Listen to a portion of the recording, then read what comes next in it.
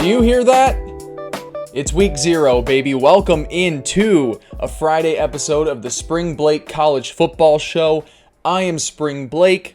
This is all a college football show, your favorite ball knower's favorite ball knowing show.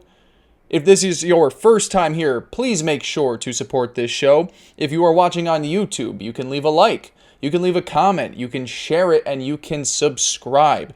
Now, if you're listening, podcast, Spotify, Apple, there's a whole bunch you can do there too. Share, subscribe, 5-star review, anything that you do to support me, I support to you, all in tenfold. If this is not your first time here, first of all, welcome back. I should have said thank you to the people stopping in for the first time, so just pretend I did. If you're back, make sure that you've done all those things before. This is also a new video if you're on YouTube, so it's a chance to like something again, to leave a comment, to subscribe. I guess you already have, maybe. If you have, thank you. If you haven't, do it now. I'll give you 3 seconds. It's just one click. It should be somewhere along the bottom here. You know, I've always waited 5 seconds. There's a timer on this that would let me know when 5 seconds is up so I don't have to guess. Thank you guys for tuning in. That's the long story short. Make sure to show some love on my socials as well. Twitter, TikTok, at SpringBlakeCFB. Let me get this out of the way first. If you are on YouTube, if you're seeing it on a social clip, I've broken half of our only rule on this show. I am hatless for the first time in front of a camera for social media purposes for the first time in years. Look, I have had a really unhealthy relationship with my head of hair. I blame my father, who I will just, I haven't had the luxury or the funds that he had to go get hair transplants. And even then, he still doesn't have a great head of hair. This is all genetic. Do not get mad at me if you have to stare at this big forehead and receding hairline. Blame my father. Keith Pace, I'll give his cell phone number out here. I probably won't. Where was I going with that? Oh yeah, you guys have to look at my head. I am trying to become more comfortable with the relationship I have with my head of hair. And this is the first step. If I want to walk around in public, I should be able to talk to you all for 30 to 60 minutes 3 times a week without a hat on. So the rule is no longer the hat stays on and the shirt sleeves stay off. It is now just the shirt sleeves stay off, because as much as I want to be able to control the hair that I have, I know I have zero control to the sweat that comes down these sleeves. So please be nice. Please don't bully me into putting a hat on for this next episode we do on Monday. That being said, there might be times that I do put a hat on. There might be times where I try to style it and I'm like, hey, that's not great. And if you're thinking, oh, he must have styled that and he thinks it looks great. No, I don't think it looks great. I think it looks better than it has on some other days. So I wanted to get that out of the way because it was going to make me really uncomfortable for the entire show without bringing it up. The hat is now off. The sleeves are off. Hopefully when I come back and edit this in 45 minutes, I don't feel really panicked and have to go do it again. All right, so that's what I needed to get out of the way first. We're a college football show. We've got games tomorrow when this show comes out. I am so excited. We're going to get into previewing Kansas State versus Iowa State. I'm going to give you me and ChatGPT's best bets for the Saturday slate. We are going to also talk about the SEC, who adapted a 9-game conference schedule. We'll go into everything, what that means for the here and now, what it means for the future, what I love about it, and what I hate about it. Before that, we have to do a little bit of self-scouting, because I left Wednesday's show like, hot damn, your boy is back. I thought it was the best pod we had done yet. I was so excited to put that out, and then I went to edit and I said, oh, the camera is really fucked up, and oh, the audio is really fucked up. I was so excited. I had this microphone up to my mouth and I was screaming at the top of my lungs. And as you can tell right now with my mouth inside of the microphone, pause, it's really bad audio. I was so excited. I was screaming into the mic. I went and checked the camera. The angle was all messed up for that. So the content of last episode gets a boom, and the production quality gets a doom. I think we have it fixed. I'm monitoring the audio over here. I can't see with the camera. I tried to set it up nicely beforehand. Hopefully when we go to edit it, it looks better. So on YouTube and on TikTok and on Twitter, we're like, hey, It looks better. It looks more put together. That's the first self-scouting myself. Two more things content-wise that I was just really dumb about. I don't know at what point I told myself that Penn State and Oregon do not play each other during the regular season. They play before it's even October. I don't know where I got in my head. I think I might have been thinking Oregon and Ohio State don't play each other and psyched myself out, which means in my college football playoffs and conference title predictions, there is a chance that Penn State and Oregon play 3 times in a single season. That was just a little slip up. I hope it wasn't anything that you left being like, this guy doesn't know ball. It was just a mistake. I didn't have it in my note sheet here. And then the second being, it is Jaden Baugh, not Jordan Baugh, that being the very talented running back at the University of Florida.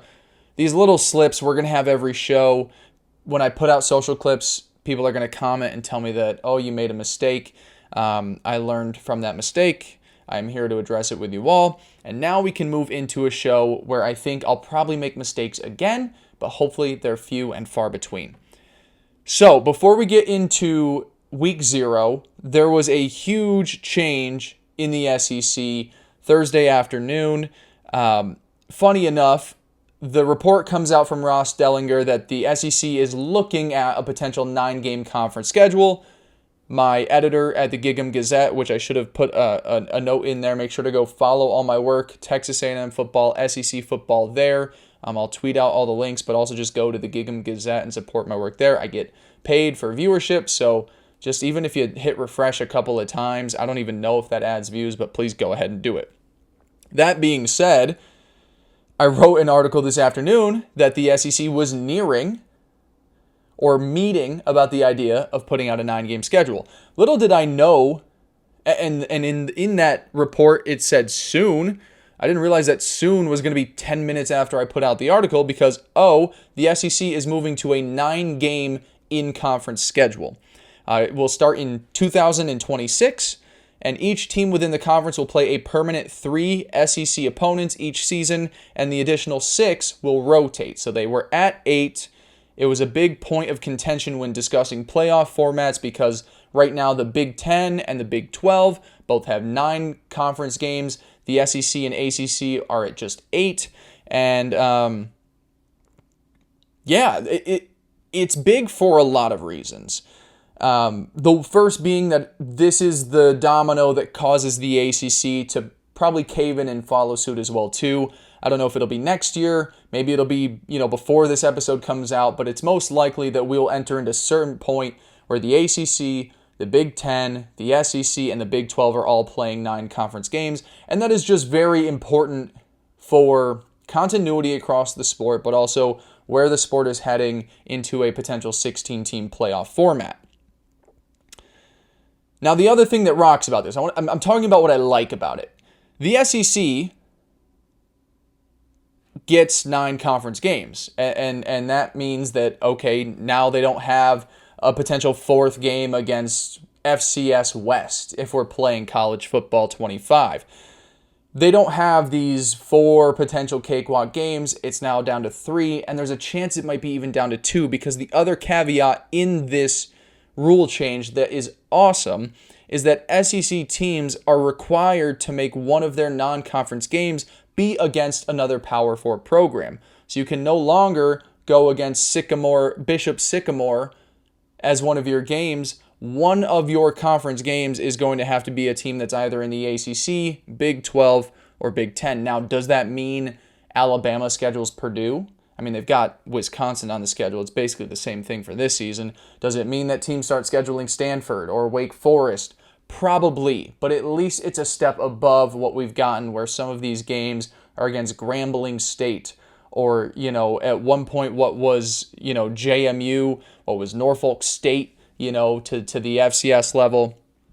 All in all, what you are getting with this is higher quality games from the best conference in the world. And I love it for that fact because, like I said, you're getting every power conference to play the same type of schedule. You no longer have the Big 10 crying about how the SEC has it easy when clearly they don't. That was the biggest thing that was annoying about all this, and we'll talk about Signetti at the end of this conversation. is that the Big Ten was like, oh, well, how is it fair that the SEC, they only have to play 8 conference games, and the SEC, rightfully so, was like, well, we're the SEC. Our 8 games are probably tougher than your 9. Now they're at 9. Now all of those complaints can stop. I also think it gives the SEC more money, which is probably the most obvious reason why they chose it. Is like, oh, okay, well, if you're complaining enough and it makes more sense for playoffs down the road, yeah, sure, we'll make more money by scheduling a 9th conference game. Oh, man, ESPN, hey, we're going to add another, Alabama versus, I don't even know who they don't face regularly, but Alabama versus Texas A&M.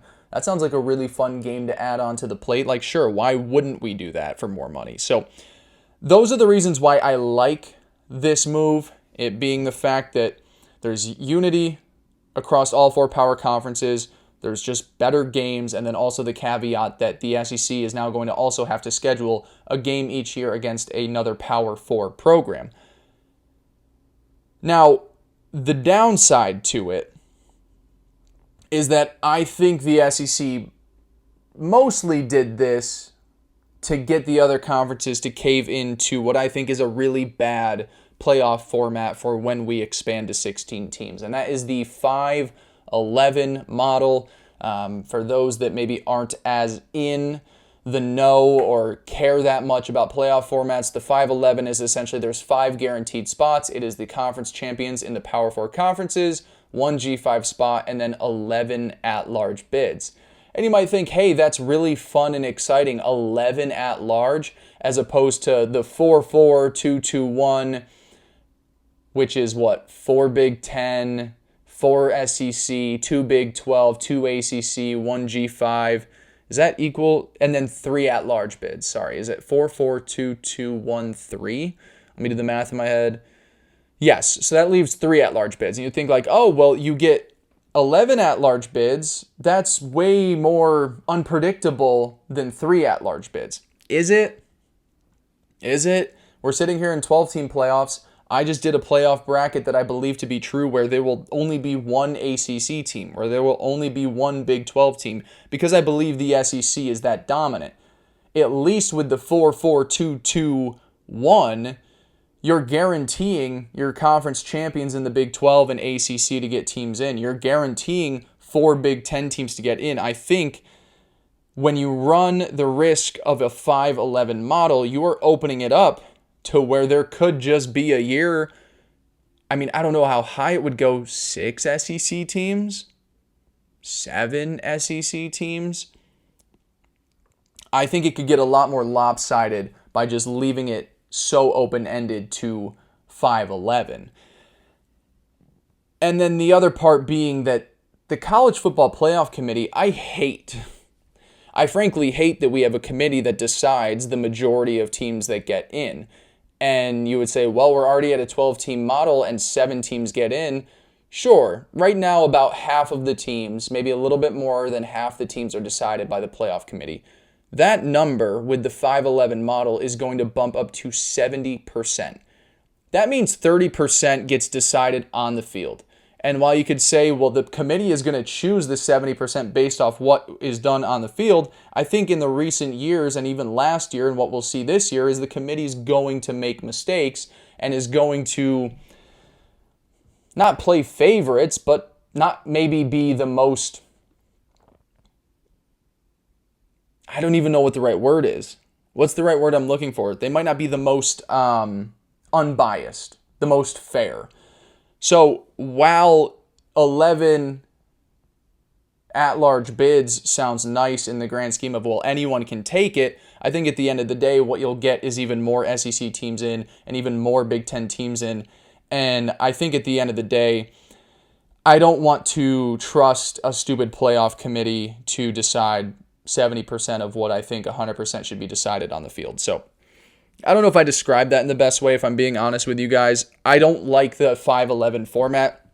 I said it on our first episode we ever did. I have a format I love more than anything that's been suggested. It's a 4-4-5-1-3, and that's 4 SEC, 4 Big Ten, 5 between the Big 12 and ACC, which means you get their conference champs. You also get a third place game on conference champ weekend. The third place team in the Big 12, the third place team in the ACC. They have to play each other, which is a really fun game. You could make it a rivalry game between the two conferences. A lot of money, a lot of excitement. The winner of that team gets into the playoffs, and then you have your 3 at-large bids as well too. So I really don't like the 5-11 model. I think that there's a chance that it just demolishes what you get from the Big 12 and ACC because they are lesser conferences, which maybe is the right thing to do, but I at least like in the 4-4-2-2-1, you guarantee your conference championship and runner-up that they're in the college football playoffs. So that is what I like and what I don't like about the SEC moving to a 9-game schedule. And really, I do want to focus on the good. Like, it's sick that the SEC is going to throw in a 9th game, and there's going to be a 10th game where they have to be against another Power 4 conference team. The 5-11 model, the reason they did it is because now the Big Ten is probably going to cave into the 5-11 model, and because of that, I think it's going to kind of already weaken the position that the Big 12 and ACC are in. And they're not in strong position to begin with. I think it's going to weaken them out more. And I think it's just going to keep pushing us further and further away from 4 power conferences into a Power 2, whether that's 5, 10 years down the road. Last thing I want to say about this, Curt Cignetti. Go Dukes. I love you. You got dunked on today. Indiana has gone and scheduled the cupcakeest of cupcakes for the next 5 seasons.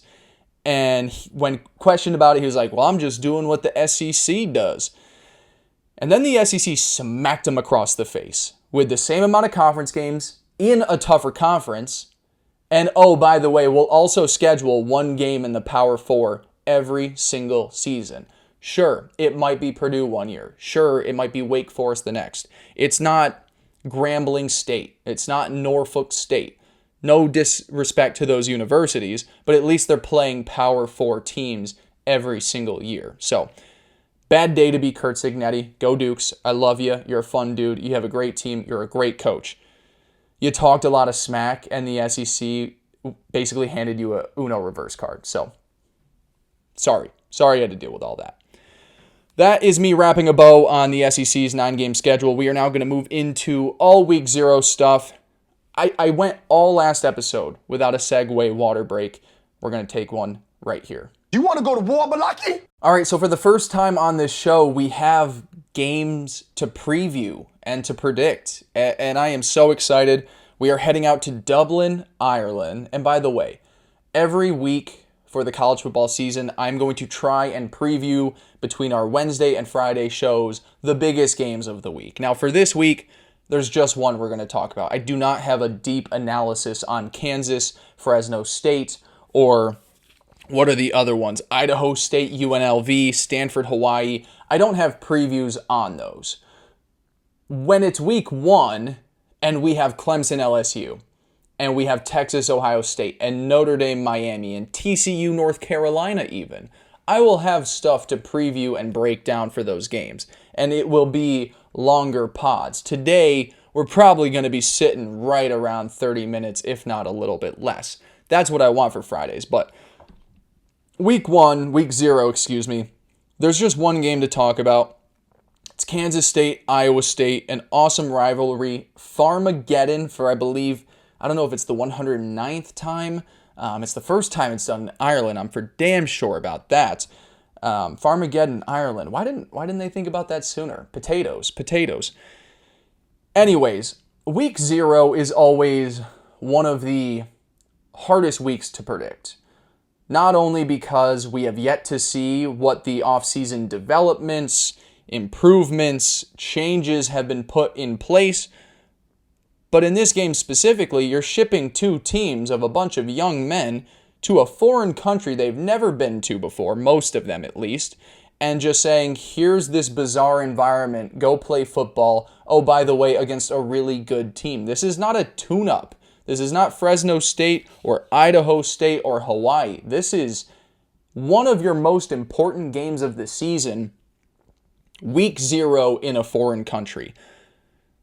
So amid all that uncertainty, what can I trust from both of these teams? Now, for Kansas State, it starts at the head coach. Chris Kleiman is one of my favorite coaches in the sport. He's handed JMU more than enough losses over the years at the FCS level, rivalry between North Dakota State and the Dukes. He's a fantastic coach, and even if he doesn't have the most talented teams, and there's years where he has more than others, he is always very fundamentally sound. It's all about the trenches plays, it's the run game, it's the front seven defensively. And this year, it's the same for the roster. The front seven is the strength of the team, I would say.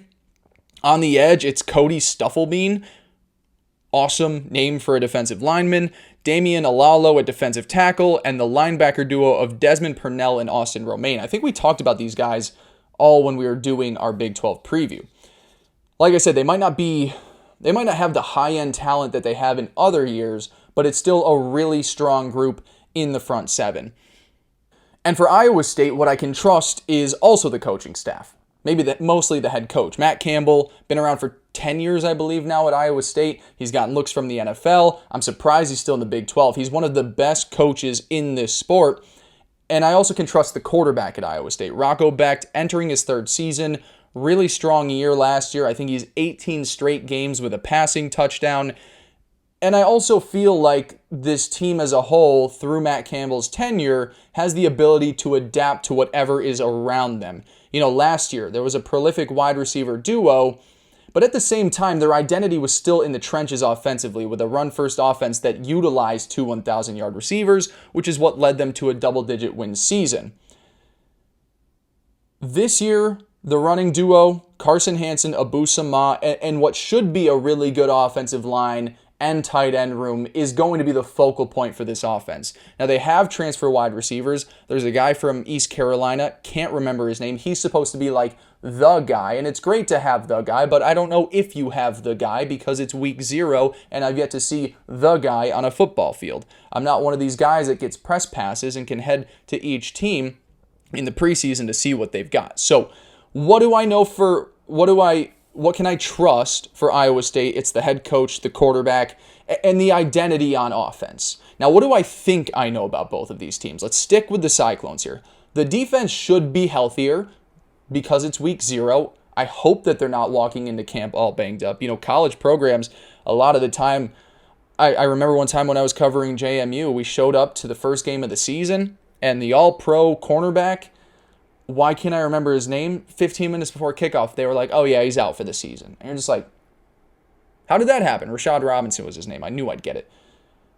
I hope that the Iowa State defense is coming into this season healthy. And if they are, the linebacker room specifically should be ages better than what they were in 2024. But is it? Are we sure that this defense is going to be much improved just because they're healthier? Or are we blaming injuries last year for what was a lackluster unit? I'm still not totally bought in on the Iowa State defense. And for Kansas State, what I think I know is that Avery Johnson is electric, but with electric players that might still not be like the guy in the sport, you get some really bad plays that put the team in terrible positions. It happened so often last season, so often. For as many good plays as Avery Johnson had, he had some really back-breaking plays that hurt Kansas State. He's got his offensive coordinator. I would hope in the second year of things there's continuity and a new plan, and there's a lot of guys where it's like you take that second year in the system and it enhances you as a player. That being said, I still need to see Avery take those next steps specifically as a passer. I know the dude can run. Running isn't the hard part of being a mobile quarterback. It's the throwing down the field. So I'm very curious to see how the Wildcats approach the start of a new season. Not only is it a new team, you're heading to a foreign country against a really talented team, a team that's had your number the last few seasons. I'm really curious how they approach their offensive attack because it is a good offensive line. They do have a solid running back room. Is it just one of those games where you muck it up in the trenches? That's what I think is going to happen from both sides. I don't think either team enters this season having a ton of confidence in their downfield passing games, which is very funny to me because if you were to point out the weaknesses of both defenses, it is the secondary. However, despite maybe being able to exploit those groups, I think both teams are going to have the approach of trusting the run game, trusting their trenches play, and just see who can, be the last man standing and walk out with a narrow victory. I don't think this is your game where you just try and air it out and put up 50 points on your defense and have a couple of Guinnesses in Dublin. I think this is a peculiar situation for having one of your most important games of the year. So I think it's going to be one of those, let's just slowly figure out what we have offensively and hope that our defense can do more for us at the end of the day. Since I think that is the style of game we're going to get, I'm going to take the quarterback that can make more plays on his own. And I'm going to take Kansas State here to squeak out a narrow win. Now, as far as a betting perspective on this, I think Kansas State is going to win. I am going to take Iowa State to cover the 3.5. I think this could be a 20-17 type game or a 24-21 where Kansas State wins and it's a great start to their season, but they don't cover. I do really like the under of 50.5 in this game. I don't see a scenario in which both teams are lighting it up in the downfield passing game and they're marching up and down against each other's defenses. I think situationally, this type of game breeds an under, and I also think both teams, they're not Ohio State or Oregon or these teams that are just we're going to chuck it up and down the football field. That's not their style in week 14, in week 11 of the season. So in week 0, I just think we're going to get this game where they muck it up in the trenches, and at the end of the day, it's Avery Johnson's athletic ability as a runner to maybe make one or two more plays than Rocco Becht is able to. And that being said, I'm going to take Kansas State to win, Iowa State to cover. Let's just say it's a 24-21 final score. So that is our first game preview of the season. Now, much like I said with previews, when it's week 1 and beyond, we're going to preview all of the top games of the season, and I'll also give you in-depth previews for my best bets of the year while also letting you know what ChatGPT is saying. Because, by the way, if you haven't heard, I mention it on every episode, ChatGPT, SpringBlake, head-to-head, best ball knower survives by the end of the year. It's obviously going to be your boy. That being said, I am so nervous for week 0 because I am committed to giving you 5 plays each week. Week 0,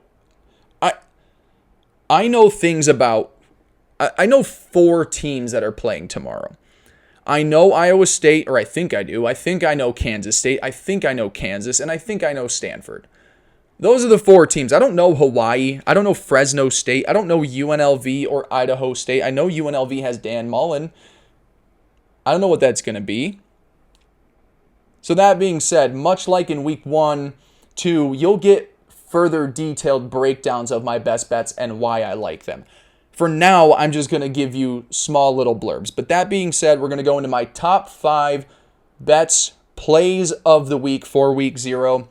We are taking both that spread play and total that I gave you in our game of the week preview. That is Iowa State to cover 3.5. I'm trying to split here. I think Kansas State wins. Iowa State covers. It's a 3-point game. I love the under here of 50.5. I just don't see these teams lighting it up, throwing it down the field. We are going to go to the next game, Kansas. We're going to take the Jayhawks minus 12.5 against Fresno State, and this is just a Kansas momentum type bet. They finished last year's regular season as one of the hotter teams in the country. You just don't hear about it that much because the start of the season was so bad. Now, I think it's bad because Jalen Daniels wasn't as good yet. He lost Andy Kotelnicki, he had a new offensive coordinator, and it took time to get things going.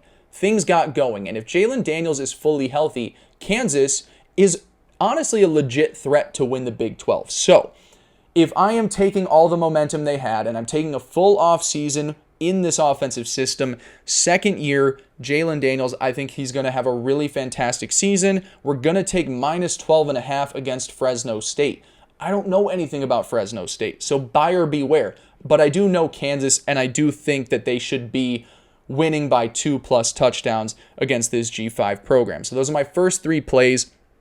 My final 2 belong in the same game, and we're heading out to Hawaii. Is it a Hawaii late night game? Are we getting late night football in week 0? Let me take a look at this. Hawaii is... Oh, what? They're not even giving us late night Hawaii? 6:30 p.m. Central Time?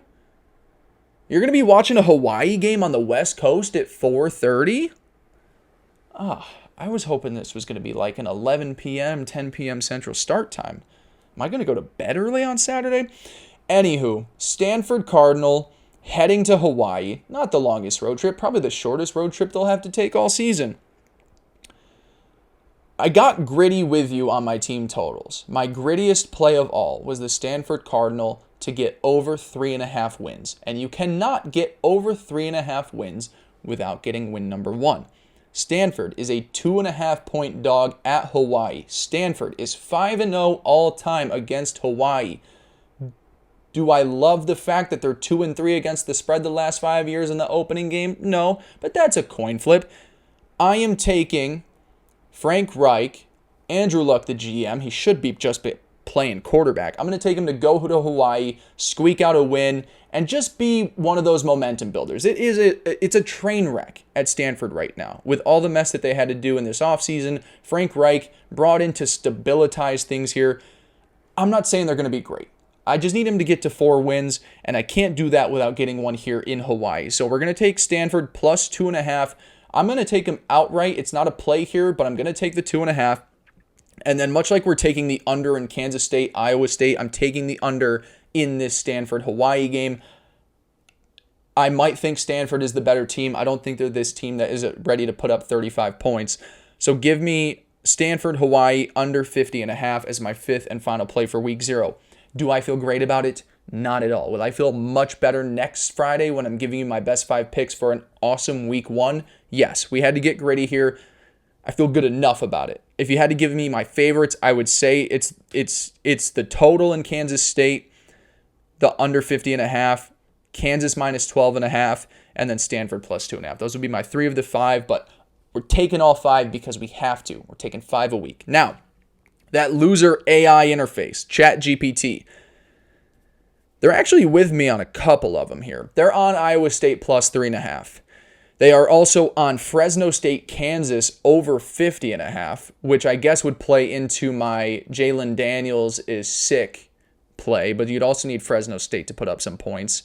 They are going to UNLV, taking the UNLV minus 26.5 versus Idaho State. And then they're with me on their final play. They're taking the Stanford Cardinal plus 2.5. So, again, I advanced stages for this show, I'll be able to put up nice graphics here and be like, oh, that's what ChatGPT is taking. Oh, that's what SpringBlake is taking. We're not there yet. Just got to listen to the plays. Go to my socials. Go to Twitter. I'm going to give you all my plays on there. You can also follow me on the Action Network. I'll put that handle out as well, too. I'll put all my plays in there. You can see my team totals, my futures, all that fun stuff. But those are the plays of the week for week 0. And we are done here. I am so happy. We are so back. It's going to be an electric college football season. Thank you all so much for being here, supporting this show. Again, follow the socials at SpringBlake CFB. Like, subscribe to the YouTube channel. Leave a 5-star review and subscribe to the podcast wherever you are listening. I love you. I appreciate you. Football is back, and I will talk to you on Monday. Peace.